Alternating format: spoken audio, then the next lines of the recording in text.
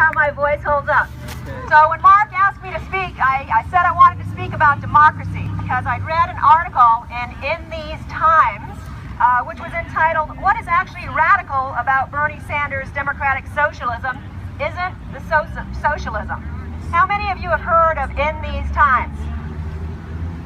It's a democratic socialist publication, which is why many of you probably haven't heard of it yet. Maybe it'll become more popular now. So for Bernie, socialism is simply a shorthand for robust investment in public services and the common good. Nothing real radical about that, right? Come on. So creating an economy that works for everyone rather than just the 1%. How many of you heard about the Oxfam report that was just released this week? Yes. All right, so I'll give you, if you didn't hear about it, all right. So basically, the 62 wealthiest people in the world own more wealth than 50% of the world's population, 3.6 billion people, all right? And get this, the wealth of those 62 people has risen by more than $500 billion in the last 5 years. At the same time, the total owned by the poorest half has fallen by $1 trillion. Here's a quote from the president of Oxfam. "Power and privilege are being used to rig the system to increase the gap between the riches and the rest to levels we have not seen before. Far from trickling down, income and wealth are instead being sucked upwards at an alarming rate. The system is rigged." You're kidding me. Like we don't know this, right? One of the things I hear about Bernie from my partner is that he's too angry. Well, you know what? He should be. That's right. He's angry because we're getting a raw deal. The people are getting a raw deal and we're angry. And we're glad to see someone else who's angry on our behalf. Yeah. So let's get back to what's really radical about Bernie Sanders. According to this article, it's not his socialism, it's his fierce commitment to democracy. So speaking to an audience at the University of Chicago, and you hear him say this every time he speaks, change never takes place from the top down. It always takes place from the bottom up. It takes place when people by the millions, sometimes over decades and sometimes over centuries, determine that the status quo, the world they see in front of them, is not the world it should be, and they come together. To believe in democracy is to believe that a broadly engaged electorate in which power is relatively equally distributed fosters a society that works better. Few political leaders of any party would say they doubt the wisdom of the people. But the actual test of that commitment is how well our systems, educational, economic, political, prepare and empower people to contribute to the system.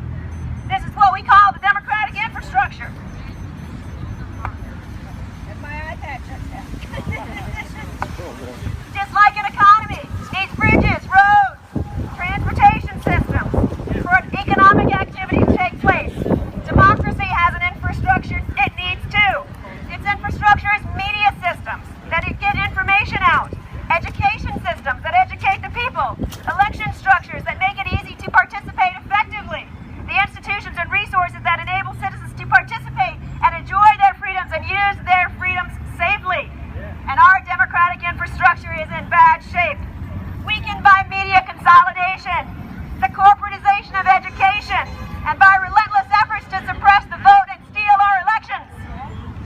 Democracy on America is on its last legs, folks. 5 independent studies coming out in the last 5 years have basically showed pretty much the exact same conclusion. People of this country have no effect whatsoever over the policies of their government.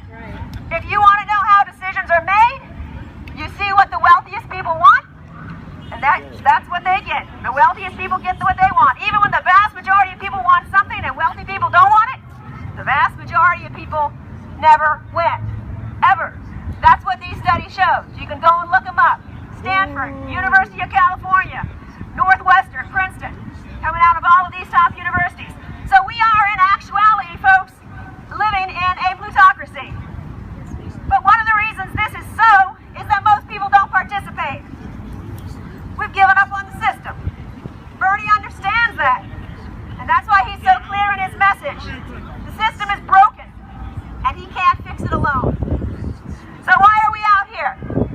Yes, we are out here today to support Bernie Sanders for president. But if we support Bernie's message, we better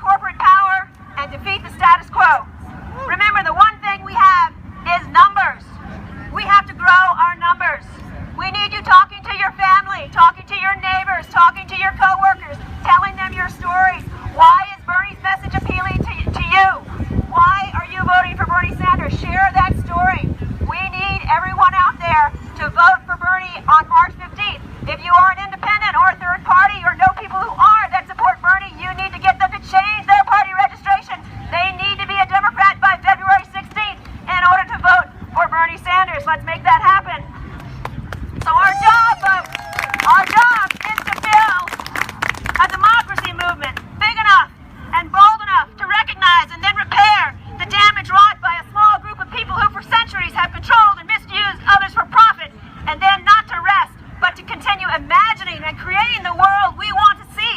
So this is not a short-term job, people. This is the work of a lifetime. And I know that many of you out there have given your lives to this struggle. And Bernie Sanders has given his life to this struggle. And we must go on. And just like the powerful movements that have come before us, the women's rights movement, the abolitionist movement, the civil rights movement, we have to ask questions that get to the heart of what is broken in this system. Why have we organized our entire political economic system around the idea that the dollar is more important than a person? Why is the corporation the centerpiece of that system? Why do the very small handful of people who run these corporate giants get to make the decisions that affect our lives? From what kind of air we breathe, to the quality of water we drink, to when we go to war, and what, if any, kind of future we will have on this planet. When we ask these questions, we will begin to see that this system not as the way things are, but as the way things were created, consciously and deliberately created by those in power. And we will learn that if things can be created, they can be taken apart. And we will feel the first inklings of our own radical self-respect returning. And we will say, we can do better than this. We can build a world that does not divide and poison and harm us and each other. We've just rarely gotten the chance to prove it. And we are creating that chance together now. Bernie Sanders is giving us that opportunity. And I, for one, thank him with my whole being for doing that. He is calling on us to build this movement. And understand that movements are not merely campaigns or single actions or plans for reform. Movements question and then reorder our basic assumptions about the world. They orient us towards justice. We are not merely fighting against corporate rule. We are fighting for democracy. Our fight does not end with electing Bernie Sanders. Our fight ends in justice, by which we mean liberation from a system that divides and damages in the name of the dollar, to one that resists and rebuilds in the name of democracy. Our goal is a world where people take back the most basic human power, the power to decide, the power to collaborate equitably with others to find solutions to the problems we face. We are asking, do we exist? Do we exist for the economy, or does the economy exist for us? We say it exists for us, and we should control it. We believe that together we can create an economic and political system that does not depend on violence, exclusion, and hierarchy. So join the movement. Organize. Help build the movement. Lend your voice to the fight against private prisons, deportations, poverty, wages, police brutality, environmental racism, climate destruction. Let's practice politics that reflect the world we want to see. If we want justice, we work with people who want justice. If we want equity, we practice equity. If we want a different world, we don't wait to get started. We begin. And then we win.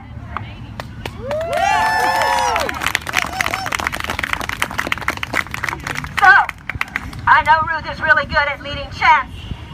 And we can get everyone involved here, and I want you to say it like you mean it. There ain't no power like the power of the people, because the power of the people don't stop. Say what? There ain't no power like the power of the people, because the power of the people don't stop. Say what? There ain't no power like the power of the people, because the power of the people don't stop. Say what? There ain't no power like the power of the people, because the power of the people don't stop. Say what? There ain't no power like the power of the people, because the power of the people don't stop. Say what? There ain't no power like the power of the people, because the power of the people don't stop.